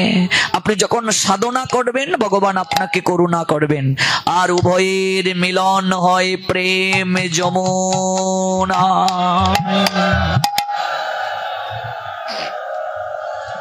তে সাজতে হলে ভগবানের জন্য সাজুন, কাঁদতে হলে ভগবানের নামে কাঁদুন, জীবন ধন্য হবে। যশোমতী মা আজকে সেই কার্যটাই করছেন। আর দধি মন্থন করছেন নবনীত তৈরি করার জন্য। এদিকে গোবিন্দ নিদ্রায় ছিলেন, তো তার ঘুম ভেঙে গেল। ঘুম ভাঙ্গার পর তিনি বিছানা থেকে নেমে অঙ্গুলি দ্বারা এরকম চোখকে কসলাতে কসলাতে মামা বলে ডেকে ডেকে কাছে আসছেন। ও মা, কোথায় তুমি? তুমি কোথায়? বাচ্চারা যেমন ঘুম থেকে উঠে মাকে না পেলে কাঁদে, গোপালও মাকে না পেয়ে তিনি কাঁদছেন আর বলছেন, মা কোথায় তুমি? কোথায় আছো? কোথায় মা? আমি তো এখানে গোপাল, আমায় কুলে তুলে নাও, আমি কুলে উঠবো, কুলে উঠবো আমি। যশোদা বলছেন, বাছা নীলমণি গোপাল আমার, একটু সবুর করো, এই তো দধি মন্থন আর কিছুটা সময় বাকি, আমি নবনীতটা তুলেই তোমায় কুলে তুলে নেব, নবনীত তুলেই আমি তোমায় কুলে তুলে নেব। যদি নবনীত না তুলি কি ভোজন করবে বাবা? কিন্তু গোপাল তিনি বলছেন, আমি এক্ষুনি কুলে উঠব। অল্পক্ষণ দাঁড়া বাছা, তবে কুলে লব, একটু দাঁড়া না, তারপর কুলে নেব। না শুনি শ্রীহরি যশোদা যত বলে, না মা আমি কুলে উঠব বলিয়া ঘন নয়ন কচালে। তবে নন্দরানী কুলে করিয়া নন্দন মুখে স্তন দিয়া দধি করেন মন্থন। স্তন যুগলটা মুখের মাঝে দিয়ে গোপালকে কুলে নিয়ে দধিটা মন্থন করছেন। হঠাৎ করে গোপালকে বলছেন, বাচ্চা একটু নাম তো বাবা, আমি পাত্রের মাঝে দুগ্ধ আমি চুলায় বসিয়ে এসেছি, এটা উছলে পড়ে যাবে। দেখবেন দুগ্ধ যখন পাত্রের মাঝে দিয়ে অগ্নিতে ফুটানো হয়, দুগ্ধ উছলে পড়ে যায়। যশোদা বলছেন, একটু নাম তো বাবা, আমি দুগ্ধটা নামিয়ে আসি। গোপাল বলছে, না আমি নামবো না, আমি কুলে থাকবো, আমি নামবো না। অন্য স্থানে দুগ্ধ আবর্তন হতেছিল, সেই দুগ্ধ উথলিয়া পড়িতে লাগিল। দেখি যশোমতী বলে চাহিয়া গোপালে, দেখো কৃষ্ণ দুগ্ধ সব পড়িছে উতলে। একবার এই কানে থাকো বাছা বসি, দুগ্ধ নামাইয়া নবনীত দিব আসি। শুনি কৃষ্ণ কন যাওয়া না হবে তোমার, সঙ্গ নাহি হয় মাগো আহারো আমার। আগে দুগ্ধ উদর পুরিয়া খাই আমি, তবে মাতা গিয়ে দুগ্ধ রক্ষা করো তুমি। আগে আমার স্তনদুগ্ধ আস্বাদন শেষ হোক, তারপর তুমি গিয়ে ওই যে পাত্রের মাঝে অগ্নিতে গরম করতে চুলায় দুগ্ধ বসিয়েছ, এটা নামাবে। যশোদা জোর করে গোপালকে কুল থেকে নামিয়ে চলে গেলেন দুগ্ধ নামাতে। গোপাল তখন কাঁদতে কাঁদতে বলছেন, আমার থেকে তোমার দুগ্ধটাই বড় হয়ে গেল, তুমি আমাকে কুল থেকে নামিয়ে দুগ্ধ নামাতে গিয়েছো চুলা থেকে। এখানে একটা প্রশ্ন আসতে পারে, ভগবানকে কুল থেকে নামিয়ে সামান্য দুগ্ধ পাত্রে গরম করতে দিয়েছেন চুলায়, সেটা নামাতে কেন গেলেন? তার কারণ হলো, ভক্ত সর্বদা ভগবানের থেকেও ভগবানের সেবাটাকে প্রাধান্য দেবে, মনে রাখবে। যশোমতী মা তার প্রগাঢ় সেবানিষ্ঠা, ব্রহ্মা শিব মহান যোগীরা বহুকাল ধ্যান করেও সহজে যাকে পান না, সহজে যাকে পান না স্বয়ং ভগবান। আমি প্রথম দিন আলোচনা করেছি, ভগবানের আবার জন্ম হয় নাকি, ভগবান আবার পৃথিবীতে আসেন নাকি, এগুলো আমি বিস্তৃতভাবে প্রথম দিন ব্যাখ্যা করেছি। যে ব্রহ্মাদি দেবতার দুর্লভ যে চরণ, সেই চরণ সহজে পায় না, আর যশোদা তাকে তিনি পেলেন। করুণা করে ভগবান এলেন প্রেম রস আস্বাদন করার জন্য। প্রেম রস আস্বাদনের মাঝে তার পরম আনন্দ। সনাতন শাস্ত্রের এখানেই শ্রেষ্ঠত্ব। আমি গত তারিখে পাকুল্লায় আমি এই উদাহরণটা দিয়েছিলাম যে অনেকেই বলে যে ভগবান আবার জগতে আসে, সনাতনীরা বলে কেমন কথা, ভগবান আবার জগতে আসবে কেন? এখানেই সনাতন শাস্ত্রের শ্রেষ্ঠত্ব, যখন আপনি এই উদাহরণটা বুঝবেন। আমাদের শাস্ত্রে ভগবান জগতে আসার পশ্চাতে গীতায় বলছেন, when there is a decline in religious practice of descendant of Bharat and the predominant rise of religion, at that time I descend myself to deliver the pious and to annihilate the miscreant as well as establish the principle of religion after millennium. এক রাজা তার মন্ত্রীকে বলেছিলেন, আমি সব মানতে পারি, ভগবান জগতে আসেন এটা আমি মানতে পারি না, ভগবান আবার কারো পুত্র হবেন এটা আবার মানা যায় নাকি? এবার মন্ত্রী ভাবছেন এইভাবে যদি রাজাকে বলা হয় রাজা বুঝবে না, ওকে প্র্যাকটিক্যাল বোঝাতে হবে। তাই মন্ত্রী রাজাকে বললেন, মহারাজ একটু নৌবিহারে যাব আপনাকে নিয়ে, আর একমাত্র রাজকুমার তিনিও যাবেন আমার সঙ্গে, আমার ইচ্ছে। বজ্রায় উঠে নৌবিহারে রওনা দিলেন। তো মাঝ নদীতে এসে হঠাৎ করে একটা হিউমার ছড়িয়ে দিলেন মন্ত্রী, মহারাজ রাজকুমার জলে পড়ে গেছে। মহারাজ বজ্রার কামরায় বিশ্রাম নিচ্ছিলেন, সঙ্গে সঙ্গে দৌড়ে এলেন, এসে বলছেন, কি বলছো মন্ত্রী, কোথায় পড়েছে? এই তো জলে পড়ে গেছে। সঙ্গে সঙ্গে মহারাজ তিনিও বজরা থেকে লাফ দিয়ে জলে পড়ে গেলেন। নাকানি ছুপানি খেয়ে মহারাজ বুঝলেন মন্ত্রী ছলনা করেছে। রাজকুমার বজরার মাঝেই দণ্ডায়মান। মন্ত্রী, তোমার সাহস কম নয়? তুমি মিথ্যে প্রবঞ্চনা করে আমায় তুমি বজরা থেকে জলে নামতে বাধ্য করলে, তোমার গর্দান যাবে। মন্ত্রী বলছে, মহারাজ আপনি আমায় গর্দান দেবেন তাতে দুঃখ নাই, একটা প্রশ্নের উত্তর আপনি আগে দিন, তারপর আমায় গর্দান দেবেন। আপনি সকল কার্য করতে আপনি আমাদের আদেশ দেন, কিন্তু যখন বললাম রাজকুমার জলে পড়ে গেছে, আপনি তো আমাদেরকে আদেশ দিতে পারতেন জল থেকে তুলো। আপনি যে অবস্থায়, যে পোশাক পরিচ্ছদ পরিহিত আপনি বিশ্রাম নিচ্ছিলেন, সেই জায়গা থেকে এসে বিচার না করে, কাউকে আদেশ না দিয়ে তৎক্ষণাৎ আপনি ঝাঁপ দিয়ে জলের মাঝে পড়ে গেলেন, কারণটা কি? ওরে মূর্খ, আমার সন্তান জলের মাঝে পড়ে গেছে আর আমি উপরে বসে আনন্দ করব? মন্ত্রী বললেন, মহারাজ জগতের পিতা কৃষ্ণ জেনাব যে বাপ, পিতৃদ্রোহী পাতকি সে জন্মে জন্মে পায় তাপ।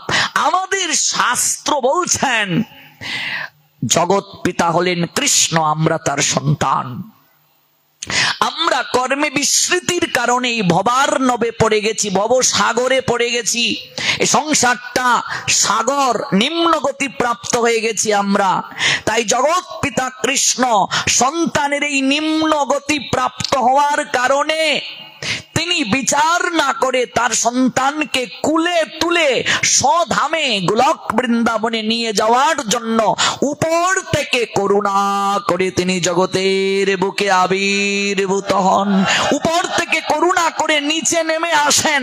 একমাত্র পৃথিবীতে সনাতন ধর্ম এই সিদ্ধান্ত দেয়, ভগবান কত করুণাময়, তিনি উপর থেকে করুণা করে আসেন, কিন্তু তার জন্মটা সাধারণ মানুষের মতো পিতামাতার মিলনে জন্ম নয়। জন্ম কর্ম চমে দিব্যম এবং ইয়াবেত্তি তত্ত্বত ত্যক্তা দেহম পুনর্জন্ম নয়েতি মামেতি সর্জুন।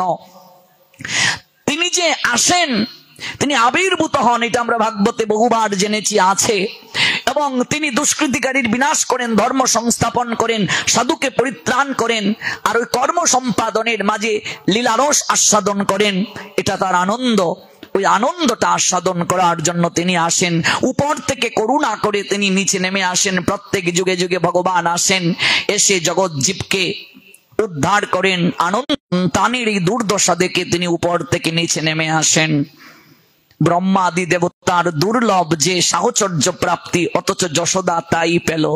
কারণ এই যশোদার নন্দ মহারাজ পূর্বে ধরা এবং দ্রুণ ছিল, ব্রাহ্মণ ব্রাহ্মণী। ওরা কটুর থেকে কটুর আরাধনা করেছিল গোবিন্দকে পুত্র রূপে লাভ করার জন্য। গোবিন্দ যেন তাদের কুল আলো করে আসে, তাদের গৃহে আসে। এবং ওই ধরা স্তন পর্যন্ত কর্তন করে ফেলেছিল। এমনিতেই স্তনযুগল গোবিন্দ পান করছেন না ধরার, পূর্ব জন্মে। একদিন অতীত বেশে এলেন নারায়ণ, ব্রাহ্মণীরে বলেন শীঘ্র করাইতে ভোজন। ভিক্ষাতে গিয়েছে ব্রাহ্মণ, কিছুই নাই তার ঘরেতে। গোলক হতে গোলকপতি এলেন ধরাতে। সহজে কেউ পায় না তারে, পাইলে যে হয় কাঁদিতে। হাটে গেলেন ডাল চালের কারণ, মুদি বড়ে দিতে পারি বান্দা দেবে স্তন। আপন স্তন কাটিয়া বান্দা দিয়া ভোজন করান ব্রাহ্মণেরে। তখন ভগবান বলেছিলেন, পূর্বজন্মে তোমায় পরীক্ষা করলাম, আমি যে তোমার সন্তান হয়ে যাব, তোমার স্তন আস্বাদন করব, তুমি কতটা উৎসর্গ করতে পারো, তুমি মা হওয়ার জন্য তোমার মাঝে কতটা যোগ্যতা আছে ভগবানের মা হওয়ার জন্য। আমি তোমার সন্তান হয়ে সেই স্তনদুগ্ধ আস্বাদন করব। এই জন্য স্তনদুগ্ধ আস্বাদন করছেন, আর তাকে রেখে ওই দুগ্ধ নামাতে চলে গেছেন যশোদা। এখানে যশোমতী মায়ের প্রগাঢ় সেবানিষ্ঠা প্রকাশ পেয়েছে। ব্রহ্মা শিব মহান যোগীরা বহুকাল ধ্যান করেও সহজে যাকে পান না, সেই কৃষ্ণ এসে মায়ের সম্মুখে দাঁড়িয়ে আছেন, অথচ তার কোনো খেয়ালই নাই। কৃষ্ণ ভাবলেন আমার কিছু করা দরকার। মা আমাকে এইভাবে ফেলে চলে গেলেন, দুগ্ধের প্রতি তার এত টান, আমাকে কুল থেকে নামালেন। তাই কৃষ্ণের অভিমান হলো, তিনি একটু অভিমান করলেন, ক্রোধান্বিত হলেন। তখন তিনি মন্থনের যে দণ্ডটা নিশ্চয়ই চিনেন, এই যে দণ্ড দিয়ে এরকম মন্থন করে দধি, ওই মন্থনের দণ্ডটা হাতে নিয়ে ভাণ্ডটা ভেঙ্গে ফেললেন। চারিদিকে যত ভাণ্ড দেখছেন শিকায় রাখা, ঝুলিয়ে রাখা, শত শত ভাণ্ড ভাঙতে শুরু করছেন, দণ্ড হাতে নিয়ে ভাঙতে শুরু করেছেন। যত ভাণ্ড আছে সব ভাণ্ড ভাঙতে শুরু করছেন। মন্থনের দণ্ড আদি পরিততা ছিল, তাই লয়ে সেই দধি পাত্রে প্রহারিল। দধি ভাণ্ড বেদে গৃহে প্রবেশেন বেগে, যা দেখেন সন্মুখে সকলি ভাঙ্গে রাগে। ক্ষীর স্বর নবনীত ছিল সকটেতে, ভাঙ্গিলেন কৃষ্ণ ক্রোধে শিলারও আঘাতে। আর পাশে এক খণ্ড শিলা দেখলেন, তা দিয়েও হাতে নিয়ে যা পাচ্ছেন সব ভাঙছেন। দধি দুগ্ধ বেসে যায় নদীরও সমান, দেখি কৃষ্ণচন্দ্র হন সহাস্য বয়ান। হঠাৎ তাকিয়ে দেখেন সকারাও আসছে, বলছে আয় এই পেলি যত পারি খা। সব সকারা মুখে তুলে দিচ্ছে, তারপর বানরদেরকে ডাকছেন তোরাও আয়। আর মা তো এইদিকে ওই দুগ্ধটাকে গরম করছেন, আর এই সুযোগে বানরদের মুখে তুলে দিচ্ছে, সকাদের মুখে তুলে দিচ্ছে। আর মৃত্তিকার মাঝে আপন মনে খেলা করছেন। এই মৃত্তিকা, এই ধরণী মা সব সহ্য করতে পারেন। দুতলা তিনতলা নয়, 100 তলা 200 তলা পর্যন্ত উন্নত বিশ্বে বিল্ডিং করা হয়, এর ভার বহন করছে ধরণী মা। কিন্তু আমাদের শাস্ত্রে আছে একটা অসাধু পাপী অত্যাচারী, তার নিঃশ্বাস তিনি সহ্য করতে পারেন না, তার বড় কষ্ট হয়। এই জন্য তিনি ক্লান্ত থাকেন, শ্রান্ত থাকেন। তিনি প্রেম দধি প্রাপ্তির জন্য, শীতলতা প্রাপ্তির জন্য অপেক্ষা করেন। এই জন্য দেখবে দধির ভাণ্ড ভাঙ্গা হয় নাম সংকীর্তনের পর, মস্তক থেকে দধির ভাণ্ড ফেলা হয়।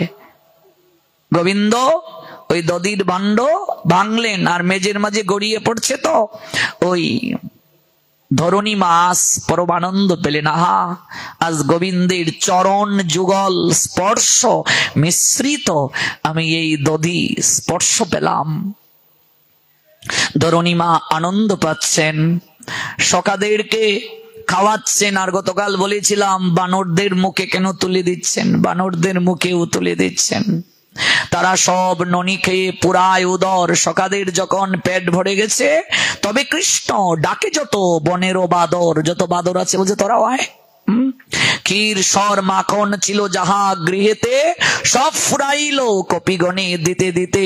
যত ভাণ্ড ছিল সব ভাঙ্গে ক্রোধ ভরে, পড়ে নবনীত দেখে শিকার উপরে। হঠাৎ তাকিয়ে দেখছে আরো কয়েকটা ভাণ্ড শিকার উপরে আছে।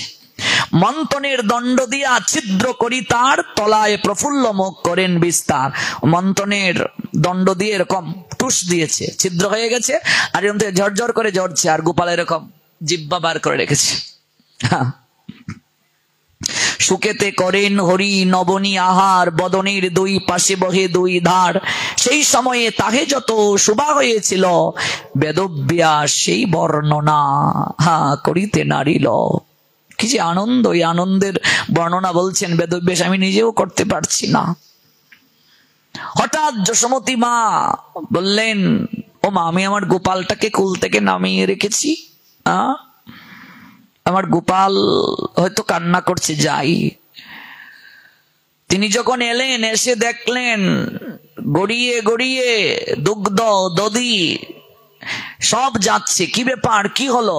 ঘরে প্রবেশ করে দেখলেন যেখানে দধি মন্থন হয় আলাদা গোপদের গড় থাকে, যেখানে দধি মন্থন হয়। দেখলেন শত শত ভাণ্ডের মাঝে একটা ভাণ্ডও নাই। এই যে ছবিটা আমার পিছনে টাঙ্গানো, এই ছবির রহস্য তো আমরা আস্বাদন করছি 3 দিন ব্যাপী। এই যে ছবির রহস্যটা, এবং এখানেও আছে, এই দেখুন, এই যে ছবির রহস্য, এই কার্তিক মাসে এই চিত্রপটটারই তো বেশি প্রাধান্য। আমরা যে কার্তিক মাস পালন করছি, সংযম জীবন যাপন করছি, শরীর সংযম, আহার সংযম, এই যে ছবির রহস্য, এটা নিয়ে আমরা শ্রবণ করছি।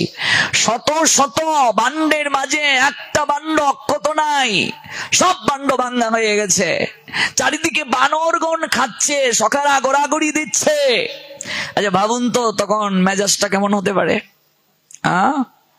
পদ্মিনী গাভীর দুগ্ধের নবনীত কত আদর করে তিনি করবেন।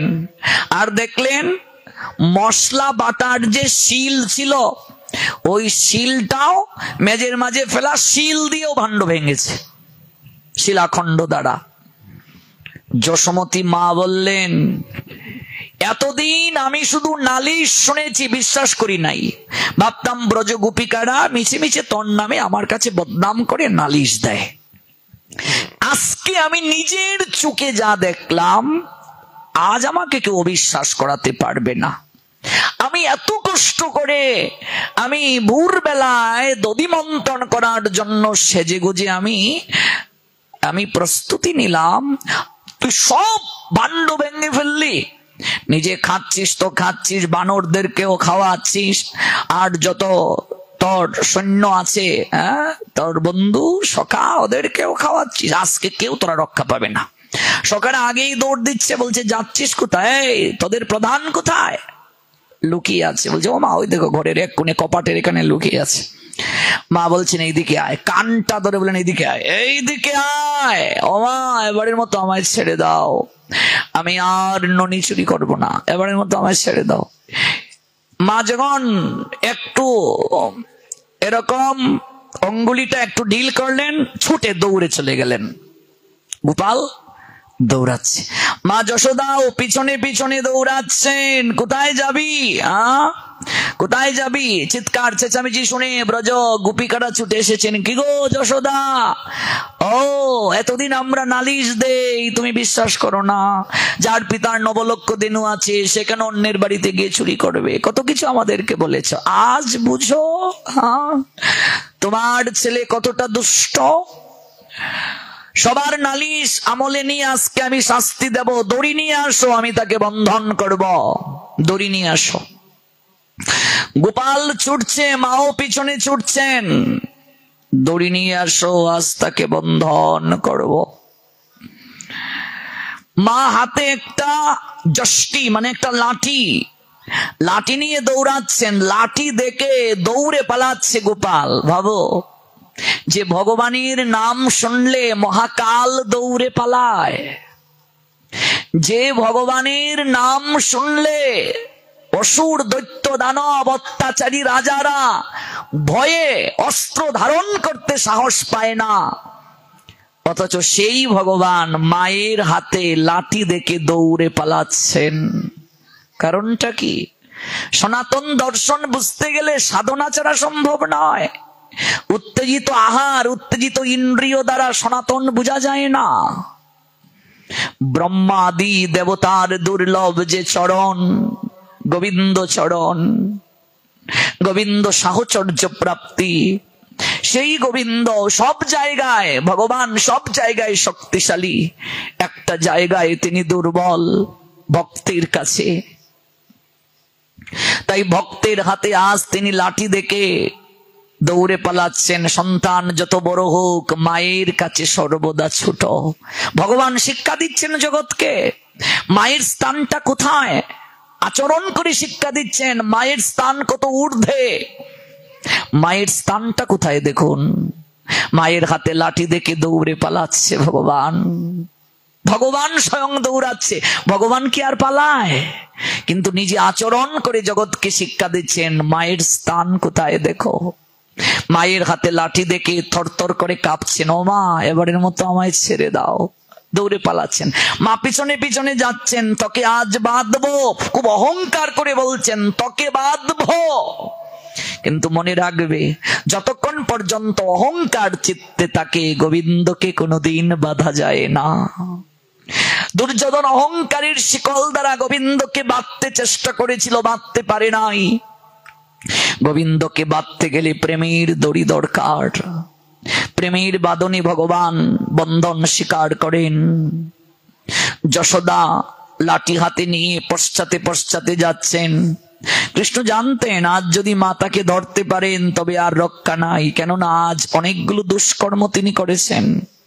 বৈষ্ণবাচার্যগণ এই লীলায় শ্রীকৃষ্ণ এতটাই মগ্ন হয়ে গিয়েছিলেন, তিনি ভয়ের অভিনয়ের পরিবর্তে মা যশোদার বাৎসল্য প্রেমের বশীভূত হয়ে সত্যি ভয় পেয়েছিলেন। তাই সর্বগ্রাসী কাল যার ভয়ে ভীত, সেই ভগবান শ্রীকৃষ্ণ আজ মায়ের হাতে লাঠি দেখে ভীত পলায়ন করছেন। মা যশোদার পক্ষে দ্রুত দৌড়ানি সম্ভব ছিল না। তার শরীর ও বেশভূষা দুই যেন তার সঙ্গে বিরোধিতা করছে। যে চুলের মাঝে মালতী ফুলের মালাটা ছিল, ওই মালাটা অভিমান করে চুল থেকে খসে পড়ছে। ওই মালতী পুষ্পের মালাটাই যেন বলছে, একটু আগে আনন্দ পেয়েছিলাম, আমার ইচ্ছে ছিল তোমার চরণে ঝরে পড়ব, কিন্তু তুমি লাঠি হাতে নিয়ে প্রভুকে মারতে যাচ্ছ, তাই তোমার চুলে আর থাকতে চাই না। ওই মালতী ফুলের মালাটা খসে পড়লো চুল থেকে। কমরের বিছাটা সেও যেন আজ খসে পড়তে চায়। এদিকে টিকলিটা ওই জায়গা থেকে সরে গেছে, টিকলিরও যেন অভিমান হয়েছে। কান পাশাটাও কান থেকে খুলে গেল। হাতের কঙ্কন গুলো আপনা থেকেই যশোদার হাত থেকে খসে পড়ছে। ওরা বলছে, ও মা যার চরণে ব্রহ্মাদি দেবতারা লুটিয়ে পড়ে, তুমি তাকে মারতে চাও, ওই হাতে আমরা থাকতে চাই না, আমরা থাকতে চাই না। হাত থেকে কঙ্কন গুলো যেন খসে পড়ছে, বিছাটা খসে যেতে চাচ্ছে, মালতী পুষ্পের মালাটা চুল থেকে খসে পড়লো, কঙ্কন গুলো খসে পড়ছে। কানাই একবার দাঁড়া। গোকুলের রাস্তায় দৌড়াচ্ছে। ব্রজ গোপিকারা ঘর থেকে বের হয়ে আসছেন, কেউ নিজ নিজ ঘর থেকে দড়ি নিয়ে আসছে। আজ আমাদের এতদিনের নালিশ যশোদা আমলে নেবে, কারণ যশোদার ঘরেও আজ এত বান্ড ভাঙ্গা হয়েছে। দুরন্ত কৃষ্ণ এদিক সেদিক দৌড়াতে লাগলেন, কিন্তু নিতম্ব বাড়ি যশোদা দেবীর গতি মন্তর হলো। ঘরমাক্ত কলেবর অবস্থায় মাথায় কবরী খুলে গেল। কৃষ্ণ পেছন দিকে তাকিয়ে দেখতে চাইলেন, দেখি মা কত দূরে আছে। কিন্তু যশোদা দৌড়াচ্ছেন, ধরতে পারছেন না। মা ঘেমে গেলেন, আর পারছেন না। গোপাল, আর পারছি না বাবা। যখন যশোদা কাতর কণ্ঠে বললেন, গোপাল আর পারছি না, সঙ্গে সঙ্গে গোবিন্দ দাঁড়িয়ে গেলেন। এমন করে কেউ যদি আমায় ডাকে, আমার চলার পথে চরণটা থেমে যায়। ভক্ত যখন এমন করে নয়ন নীরে বেশে একবার আমায় হা গোবিন্দ বলে, হা গোপাল বলে ডাকে, আমার আমার আমার চলার গতিটা থেমে যায়, আমার চরণ থেমে যায়। গোবিন্দ থামলেন। গোপাল, কানাই, আমি আর পারছি না, আর দৌড়াস নে বাবা। থেমে গেলেন গোবিন্দ। ভাগবত আচার্য বলছেন, যতক্ষণ গোবিন্দ প্রেমে বশীভূত না হন, ভক্ত যতক্ষণ ভগবানকে প্রেমে বশীভূত করতে না পারবে, প্রেম সুহাগ বলে না ডাকবে, ততক্ষণ পর্যন্ত গোবিন্দ কখনো ভক্তকে ধরা দেওয়ার জন্য দাঁড়ান না। ভক্ত যখন প্রেমার ভক্তি ভরে ভগবানকে ডাকে, ভগবান তখন দাঁড়িয়ে যান, ভগবান তখন ধরা দেন, ভগবানকে তখন ছোঁয়া যায়। গোবিন্দ থামিয়ে গেলেন। যশোদা এক পা দুপা করে এগিয়ে ডান হাতটা খপ করে ধরলেন। আর কোথায় পালাবি? একটু আগে কেঁদে কেঁদে বলেছিলেন, কানাই, গোপাল, আমি আর পারছি না বাবা। এখন ধরলেন, এবার গলার জোর বেড়ে গেল। কোথায় পালাবি? ডান হাতটা ধরে আর কানটা ধরে এই দিকে আয়, টেনে হিসড়ে ওই রাস্তা থেকে আঙ্গিনায় নিয়ে এলেন। রোহিণী কোথায় আছিস? উদুকলটা এইদিকে নিয়ে আয়। উদুকল মানে বুঝেন তো, আমাদের সিলেটি ভাষায় বলে গাইল। আপনারা এখানে এই টাঙ্গাইলের লোক কি বলে আমি জানি না। উদুকলটা কি করে বুঝাবো বলুন? এই দেখুন,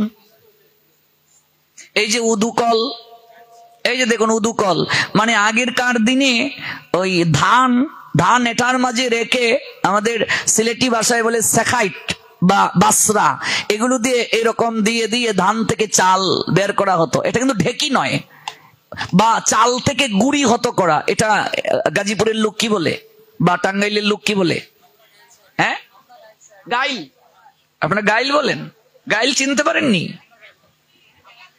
হ্যাঁ, ওই যে এটা হচ্ছে কাঠ বা বিভিন্ন গাছের ইয়ে দিয়ে তৈরি হয়। তারপর ওই জায়গাটা এমন এমন থাকে, এটার মাঝে ধান দিয়ে আগেরকার সময়ে এরকম ধান থেকে চাল হতো করা, চাল থেকে গুড়ি হতো করা। এটাকে শাস্ত্রীয় ভাষা সংস্কৃত ভাষায় বলে উদুকল। এটা কিন্তু ঢেকি না, ঢেকি আলাদা। এটাকে বলে উদুকল। এই দেখুন উদুকল, এই যে এখানে আছে উদুকল, এই দেখুন উদুকল। এই উদুকলের মাঝে চাল থেকে গুড়ি হতো করা। এই চালটা রেখে, চাল ভিজিয়ে রেখে, চাল রেখে তারপর কোনো গাছের ইয়ে কিংবা ডালা কিংবা কোনো কাঠের ডালা, তার মাঝে একটা পাথরের ইয়ে জাতীয় ঢুকিয়ে এরকম দেয়া হতো। কেমন? ইউটিউব সার্চ করলেও পাবে। উদুকলে চাল থেকে গুড়ি হতো করা, উদুকলে ধান থেকে চাল তৈরি করা হতো, আর ঢেকি দিয়েও করা হতো। ঢেকি তো একটা আরেক বিষয়। ঢেকি তো এইভাবে দিয়ে এরকম দেওয়া হতো, এরকম দেওয়া হতো। কেমন? তো এই উদুকল, রোহিণী উদুকলটা, ওই উদুকলের মাঝে বাঁধবে, মানে গাইলের মাঝে বাঁধবে। আমরা সিলেটি লোকেরা মানে এগুড়ে কই গাইল আর শেখাইট। এগু মানে গাইলের মাঝে ওই চাউল দিয়া ইতা দিয়া শেখাইট দেয় মনে মন দিয়া। তো চাউল থেকে ওটা গুড়ি বানানো হইতো। ইতা সিলেটিরা কয় এগুড়ে গাইল আর শেখাইট বা বাসরা। তো ওই উদুকলের মাঝে তো বাঁধবেন। দড়ি নিয়ে আয়। এবার গোপালের, আচ্ছা দেখুন তো, এই ছোট্ট গোপাল, তার কোমরের আর কতটুকু সাইজ, কিন্তু ওই দড়ি দিয়ে যখন এইভাবে বাঁধবেন, দেখেন যশোদা 2 আঙ্গুল কম পড়ে যায়। দড়িটা 2 আঙ্গুল কম। রোহিণী আরো দড়ি দে। ওই দড়ির সঙ্গে আরো দড়ি জুড়ে দিচ্ছেন, কিন্তু বাঁধতে গিয়ে দেখেন 2 আঙ্গুল কম। ব্রজ গোপিকারা আরো দড়ি দিল, একটার সঙ্গে আরেকটা জুড়ে দেয়া হলো। যতবার বাঁধতে চান কেবল 2 আঙ্গুলই কম থাকে। আচ্ছা, এটা কি মেনে নেওয়া যায় নাকি? এখানে একটা তত্ত্ব আছে, যতক্ষণ পর্যন্ত অহংকার থাকবে চিত্তে ততক্ষণ পর্যন্ত ভগবানকে বাধা যায় না। যশোদার মনে অহংকার ছিল, আমি ধরেছি, কিন্তু গোবিন্দ যদি করুণা করে ধরা না দিতেন, যশোদা কি তাকে ধরতে পারতেন? যখন ধরে নিলেন, ধরার আগে বললেন, গোপাল আমি আর পারছি না দৌড়াতে। যখন গোবিন্দ বা গোপাল দাঁড়িয়ে গেলেন, ডান হাত ধরে কানটা ধরে টেনে নিয়ে এলেন, তখন অহংকার আবার এসে গেল, আমি ধরেছি তোকে, কিন্তু বাঁধতে গিয়ে বাঁধতে পারছেন না। যতবার দড়ি জুড়ে দিচ্ছেন 2 আঙ্গুল ফাঁক রয়ে গেল। 2 আঙ্গুল ফাঁক। যার কোমর মাত্র 1 মুষ্টি, কিন্তু 100 হাত দড়ি দিয়েও তাকে বাধা যাচ্ছে না। তখন গোপীরা বলতে লাগলো, দেখো যশোদা, ওর কোমরে ছোট্ট সুতোই বাঁধা, কিঙ্কিনি কেমন রুনুঝুনু বাজছে দেখো। আরে তো দড়ি দিয়েও তুমি তাকে বাঁধতে পারছো না, হয়তো ওর কপালে আজ বন্ধন নাই। যশোদা বললেন, আজ যদি সন্ধ্যাও হয়ে যায়, গ্রামের সমস্ত দড়ি আমি সংগ্রহ করে ওকে বাঁধবো, ছাড়বো না। ভক্ত যখন চেষ্টা করেন, ওই চেষ্টার নাম সাধনা। ভালো করে বুঝবে লীলার তত্ত্ব। সাধনা ব্যতীত ভগবানকে প্রাপ্তি সম্ভব নয়, ভগবানের করুণা সম্ভব নয়। একবার না পারিলে দেখো শতবার। এই শিক্ষাটাও দিচ্ছেন যশোদা, ভগবান এই শিক্ষাটাও দিচ্ছেন যশোদাকে দিয়ে। 2 আঙ্গুল বারবার ফাঁক থাকে। এই 2 আঙ্গুলের ব্যাখ্যা দিচ্ছেন ভাগবতাচার্যগণ। 1 আঙ্গুল হলো ভক্তের চেষ্টা, আরেক আঙ্গুল হলো ভগবানের করুণা। ভক্ত যখন চেষ্টা করেন, ভগবান তখন করুণা করে নিজেকে ভক্তের নৈকট্যে নিয়ে আসেন। ভক্ত আর ভগবানের 2 আঙ্গুল ফাঁক। ভক্ত আর ভগবানের দূরত্ব হলো 2 আঙ্গুল। 1 আঙ্গুল হলো ভক্তের সাধনা, আরেক আঙ্গুল হলো ভগবানের করুণা। ওই সাধনা ব্যতীত ভগবানের করুণা পাওয়া যায় না। শুয়ে শুয়ে খেয়ে খেয়ে কখনো ভগবান পাওয়া যায় না সাধনা ছাড়া। যখন ক্লান্ত হয়ে গেলেন যশোমতী মা, আমি আর পারবো না, আমার পক্ষে আর সম্ভব নয়, যিনি স্বীয় মায়া রজ্জুতে নিখিল জগৎকে বন্ধন করে রেখেছেন তিনি আজ মায়ের রজ্জু বন্ধনে আবদ্ধ হবেন। হ্যাঁ, যখন যশোদার মাঝে অভিমান দূরে গেল, নয়ন থেকে অশ্রু ঝরলো, আমি কি পারবো না তাহলে? সঙ্গে সঙ্গে যশোমতী মা গোপালকে বন্ধন করতে সমর্থ হলেন। জয় জয় ভগবান শ্রী দামোদর প্রীতি প্রেমানন্দে। হরি বল। দাম শব্দের অর্থ দড়ি, সংস্কৃত শব্দ। উদর মানে পেট, ওই পেটের মাঝে দড়ি দিয়ে বাঁধা, এই জন্য এটার নাম দামোদর। এই কার্তিক মাসকে বলা হয় দামোদর মাস। ওই পেটের মাঝে দড়ি দিয়ে বাঁধলেন। ব্রহ্মাদি দেবতার দুর্লভ যে ভগবানের সাক্ষাৎ, সেই ভগবানকে আজ ভক্ত প্রেমের রজ্জু দ্বারা, এই রজ্জুটা সাধারণ রজ্জু নয়, প্রেমের রজ্জু, প্রেমের রজ্জু দ্বারা, বাৎসল্য রজ্জু দ্বারা সন্তানকে বাঁধলেন। মায়ের বাৎসল্য প্রেম দ্বারা সন্তান বশীভূত হয়, বাৎসল্য প্রেম রজ্জু দ্বারা ভগবানকে বাঁধলেন, বেঁধে রাখলেন। আজ সারাদিন তুই থাক, সারাদিন ওই উদুকলের মাঝে বন্ধন অবস্থায় থাক, যে ওর বন্ধন মুক্ত করবে আমি ওকে পেটাবো বলে দিলেন। যে ওর বন্ধন মুক্ত করবে তাকে আমি পেটাবো। বলরাম এলেন, হঠাৎ দেখলেন আঙ্গিনার মাঝে উদুকলের মাঝে গোপাল বাঁধা। বলরামকে দেখে গোপাল বলছে, ভাই ভাই ভাই আমায় একটু ছাড়িয়ে দে, আমায় একটু ছাড়িয়ে দে। মা, বলরাম ডাকছে, এই কে রে? বলাই, কাকে বাঁধছো তুমি? এক্ষুনি ছেড়ে দাও। কাকে বেঁধেছি? কাকে বেঁধেছো তুমি জানো? স্বয়ং নারায়ণকে তুমি বেঁধেছো। তাকে বেঁধে রেখেছো? নারায়ণ? হ্যাঁ, ও যদি নারায়ণ হয় তাহলে তুই কে? বলাই রেগে বলছেন, আমি অনন্ত নাগ, আমি সংকর্ষণ, এই পৃথিবীকে আমি বহন করে থাকি। বাহ, একজন নারায়ণ আর একজন সংকর্ষণ, তাহলে এই জগতের আর কোনো ঘর পেলি না? সব ভগবান আমার ঘরে এলি কেন রে? আঙ্গিনায় ঝাড়ুটা হাতে নিয়ে বললেন, ওকে তো আমি দড়ি দিয়ে বেঁধেছি, তোকে ঝাড়ু দিয়ে আমি আজ তোকে পিঠের চামড়া খুলবো। হাতে যখন ঝাড়ু নিলেন, বলরাম বললেন, তুই থাক, আমি যাই। দেখো, যা লাঙ্গল দেখলে অসুরেরা দৌড়ে পালায়, মায়ের হাতে ঝাড়ু দেখে বলরাম দৌড়াচ্ছে, বলছে তোর শাস্তি তুই ভোগ কর, আমাকে নিয়ে জড়াস নে। বলরাম দৌড়াচ্ছেন, বাৎসল্য প্রেমের কাছে ভগবানের ঐশ্বর্য পরাভূত হলো। ভগবান বন্ধন স্বীকার করে এই কার্তিক তথা দামোদর মাসে জগৎ জীবকে এই শিক্ষা দিলেন, আমি প্রেমের পাগল, আমি প্রেমের বন্ধনে বন্দী হই, আমি প্রেমের দ্বারা বন্ধন স্বীকার করি। শুকদেব গোস্বামী পাদকে পরীক্ষিত মহারাজ বললেন, তারপর কি হলো? তারপর কি হলো মুনিবর? আপনাদের মনেও প্রশ্ন জাগছে, তারপর কি হলো? আমরা আজ রাত এবং কাল সারাদিন পর্যন্ত গোপালকে, ভগবানকে আমরা এই গাইলের মাঝে বাধা অবস্থাতেই রাখি। তিনিও তো আমাদের আধ্যাত্মিক, আদি ভৌতিক, আদি দৈবিক এই দুঃখের দড়ি দিয়ে সংসারে বেঁধে রেখেছেন। তিনিও একটু বুঝুন বন্ধনের যন্ত্রণা কেমন। আমরা আগামীকাল কি করে গোপাল বন্ধন থেকে মুক্ত হলেন, আমরা সেই লীলা শ্রবণ করব। তবে এই রাধা গোবিন্দ মন্দিরে নয়, পাকুল্লা শ্রী শ্রী রাধা বল্লভ মন্দির প্রাঙ্গণে।